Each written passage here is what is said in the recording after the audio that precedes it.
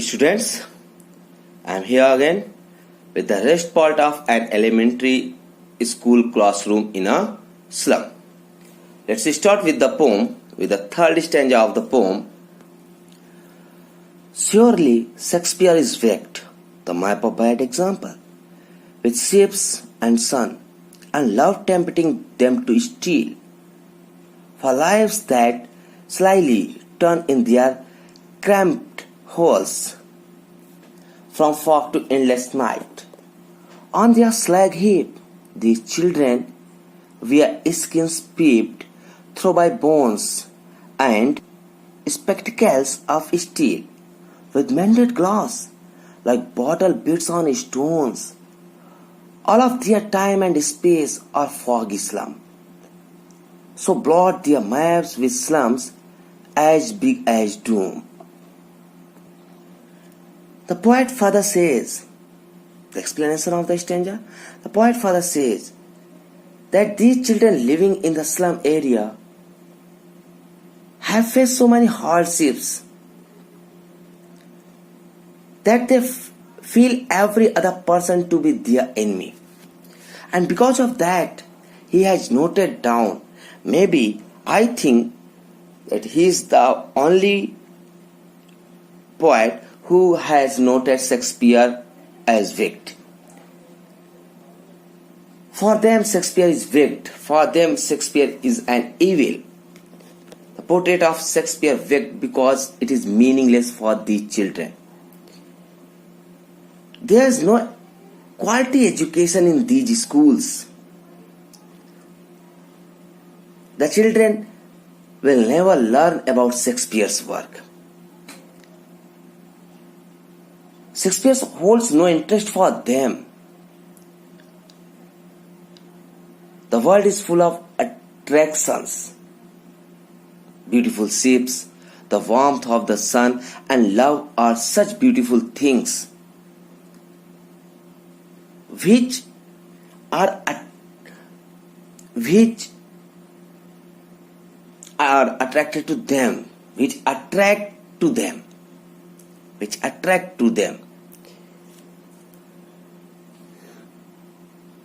They have, on the other hand, they have poverty, hunger, hopelessness.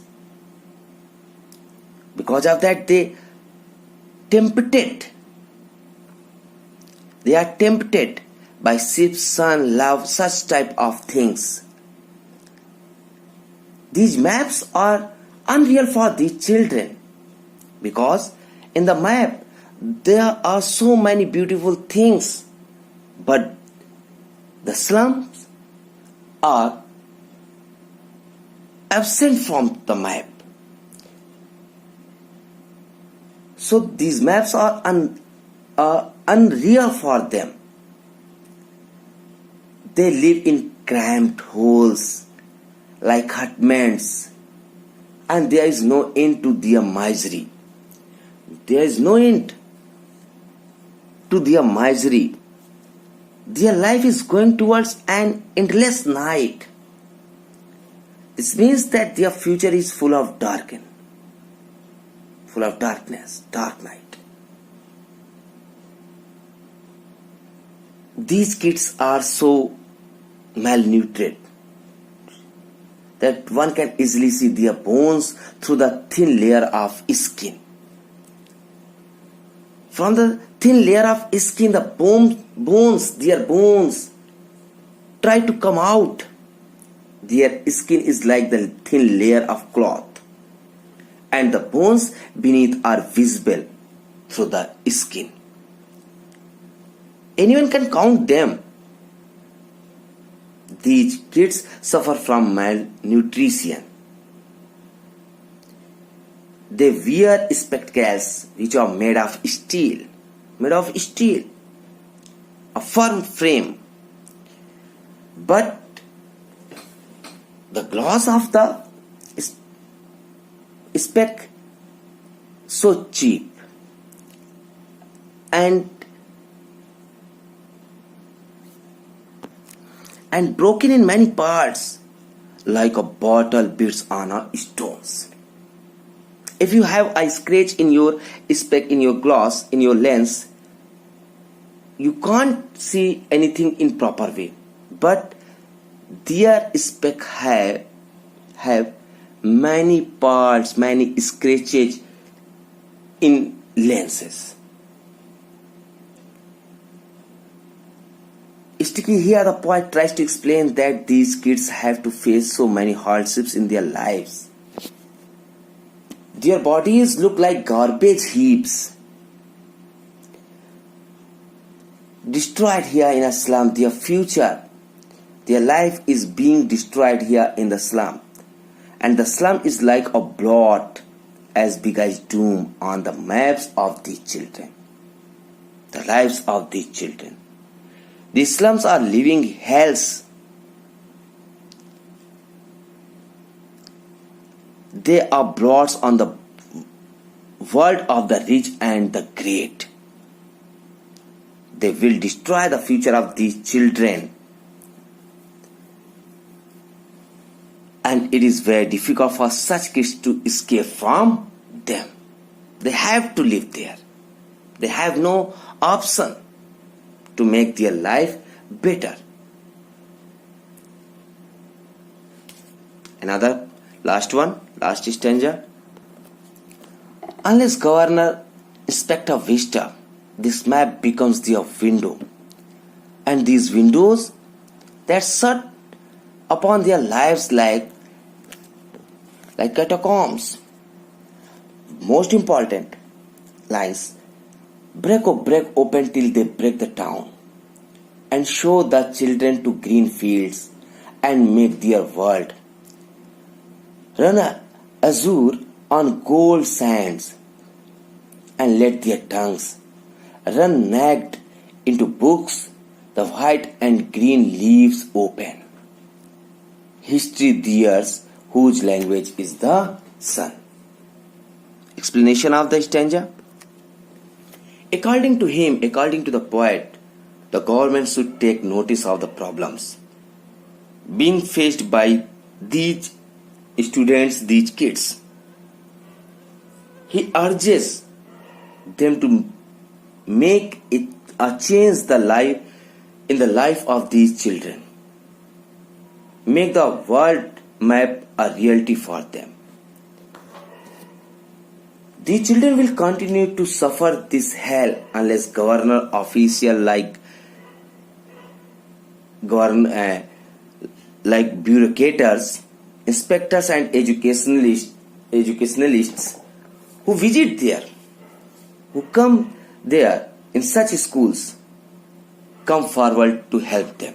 If they don't take any initiative for them, the situation remains same. The poet wants the civilized world to bridge the gap between them and the world of these children. Between the world of these children and the world of reality, the actual world. The bureaucrats and the authorities should come forward. They must make their world the world of the children too. The unsuitable environment of the slums has shut all their gates to progress.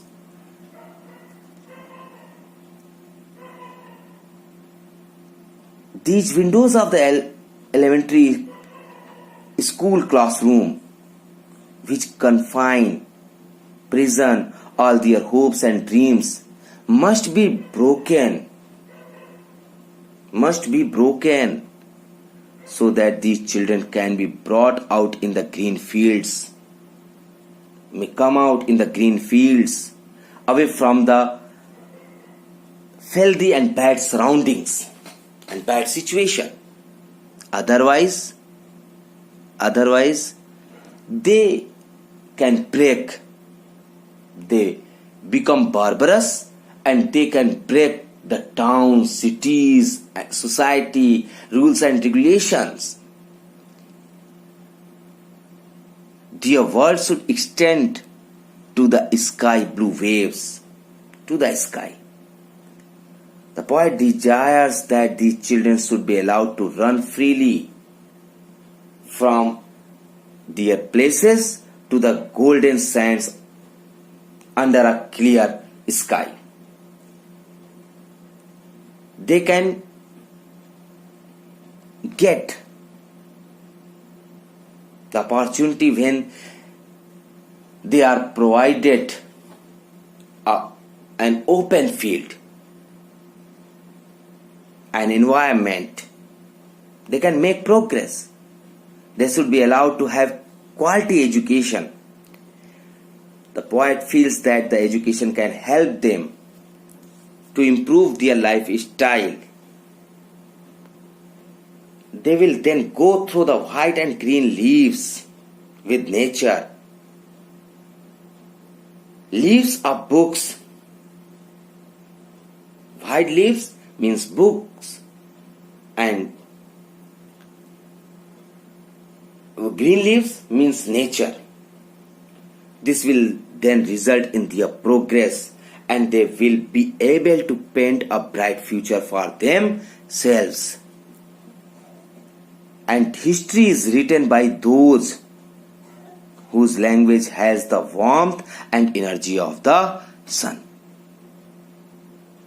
And with their deeds, the world will be prosperous, beautiful.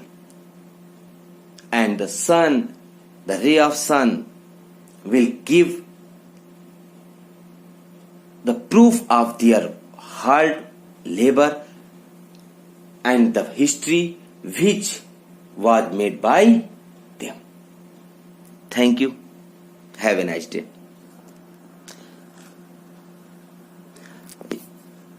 One minute. If you want to know figures of speeches which are used here, in the first stanza, simile like rootless weeds. The poet has used simile in the place like rootless weeds. Metaphor also, paper seeming boy, and repetition. He has used repetition in the word for. Right. In the second stanza, if you try to analyze, you will find that metaphor again, where he compares sour cream walls. Assonance, repetition of vowel sound E in belt, flowery, trees, valley here, and allusion, Shakespeare's head. Repetition again for in third stanza, metaphor, crammed holes, simile like bottle beats on stones, alteration from fog, and last one, metaphor again, the white green leaves open for book, and anaphora, run azure and run naked. 2 times he has used the word run. Here he has used anaphora figure of speech. Now thank you. We will meet again with the next video with the next poem, A Thing of Beauty. Thank you.